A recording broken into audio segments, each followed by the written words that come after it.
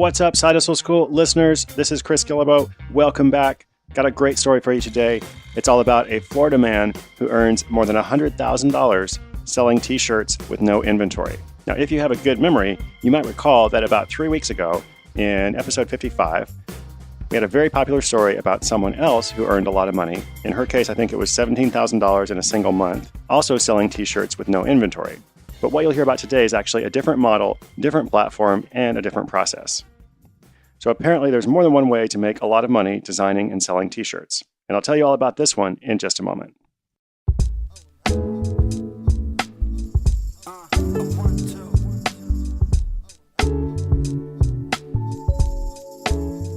And now our story.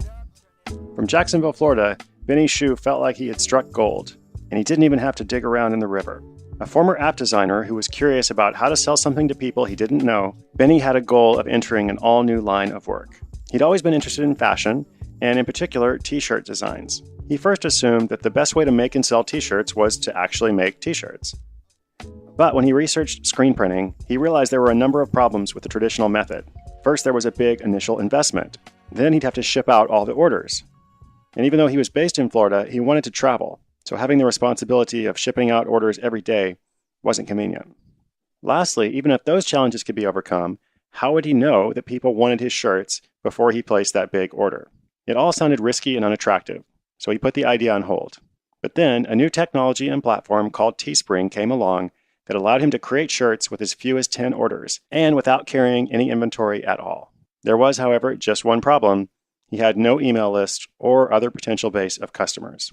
He did, however, have the power of observation. Having watched other people use online ads to target customers based on specific demographics and occupations, he decided to try growing his customer base through specific advertising. Now, this took a little while to get going. 21 times in a row, he tried to sell his t-shirt designs on Facebook with a goal of recouping his advertising costs and making a reasonable profit, and 21 times in a row, he failed. The key point is these failures weren't huge. He spent a maximum of $10 on each experiment. And each time he kept detailed notes on what went wrong. Finally, on the 22nd attempt, he found a winner. Before he'd reached his $10 cap in ad spend, he had a sale. And this time he let that ad campaign continue to run. At the end of the campaign, he'd spent just over $80, but he'd earned $112 for a profit of $30.53. Making $30 wasn't enough to put Benny on the path to riches, but he was encouraged by that success. He knew that the failed experiments had been heading in the right direction all along, so he kept optimizing and fine-tuning them. Every morning he'd wake up and immediately check his numbers to see what had happened overnight. Every night he'd upload new designs in anticipation of another day's tests. He had more successes and more failures too, but his strategy was to quickly drop the failures and keep rolling with the winners. 1 month in, he'd made up for the failed campaigns and come out even, having spent and made nearly $1,000. After that, he had a proven process, and it was smooth sailing. Just like Elaine in that other episode, who was using a different platform and process also to sell a lot of t-shirts without any inventory, once Benny found a formula that worked, he doubled down. And then he started spending a lot more than $10 on ads. By the end of the year, in fact, he had spent $51,000 on Facebook ads. But he was only spending money on ads that worked, or at least he was only spending a lot of money on ads that worked. Whenever there was a failure, he would simply stop running that ad before the cost got too high. So he spent $51,000 on ads, but by the end of that year, he'd been paid nearly $153,000 by Teespring, the print-on-demand platform that would actually send out those shirts to buyers. So if you take that income and subtract the expenses, it comes to a profit of $101,971.36. Even after building apps and trying other ventures, it was the first time he'd ever hit 6 figures online in a single year.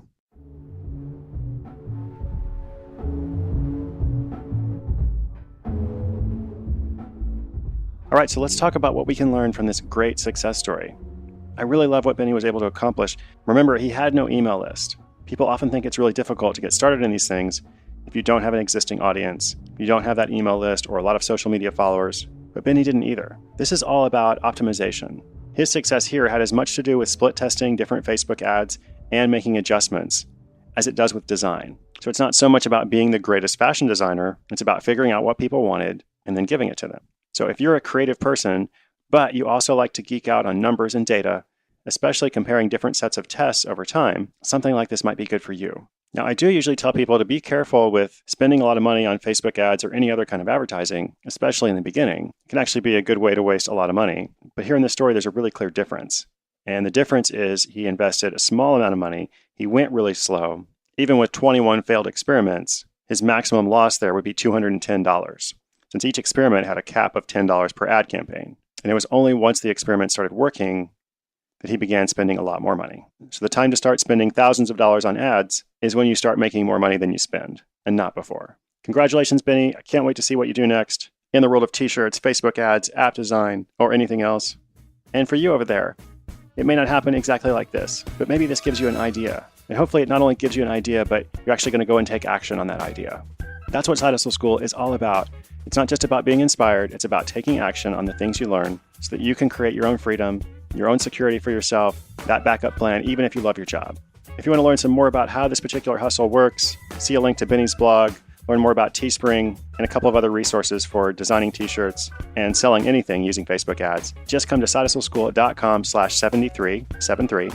You can also ask a question for the show or see where I'm going for the next Side Hustle School workshop, where you can learn more about how to apply these lessons in a small group setting. And of course, if you like the show, let me know on social media using #SideHustleSchool. I'm Chris Guillebeau, and I hope to see you tomorrow with another great story.